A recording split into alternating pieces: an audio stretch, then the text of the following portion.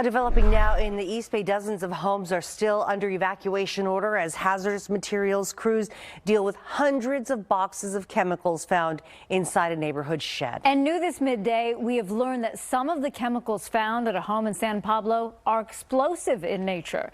NBC Bay Area's Bob Redell is live at the scene. Bob, any idea when those chemicals will be removed so people can finally return home? I know, but it's a laborious task for those hazmat workers.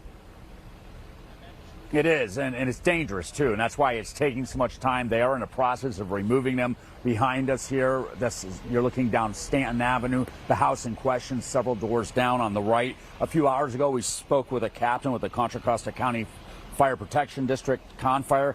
He tells us they hope to start letting people back into their homes in this area sometime today.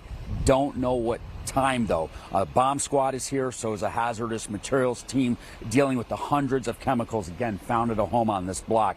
Right now, it's about a 6-block square area, as you can see on this map we put together for you, that has been evacuated since yesterday. This is an area bordered by the Giant Highway and Stanton and Minor Avenues. Now, the man who owns this property passed away recently. His brother was cleaning out the property yesterday morning when around 10:30, he smelled a gas coming from the shed in his brother's backyard. When authorities arrived, they discovered the shed, which they says measures roughly 10 by 12 feet. They say it was packed with hundreds of chemicals. It was full.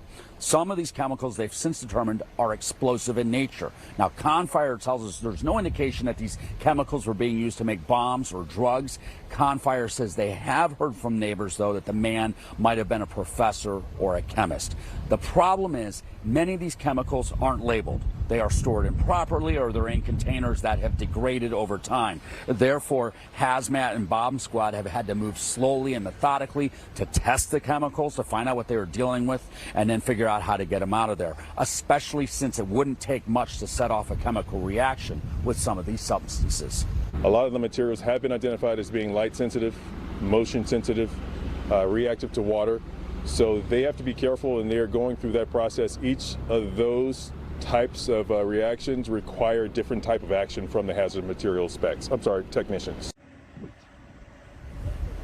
It's not clear how many people have been evacuated. Yesterday, we were under the impression it might have been hundreds. The Red Cross, as you can see in this video, which is operating a temporary shelter at the gym at the Contra Costa College, about a mile and a half from here, they tell me that 6 people stayed there overnight, and only 3 remained when I stopped by this morning. The one man I saw didn't want to speak to us. Again, ConFire is hoping to have this neighborhood, at least part of it, open sometime later today. We don't know what time, and that's assuming they do get it done today. They are asking, though, for people's patience, given the explosive nature of these chemicals.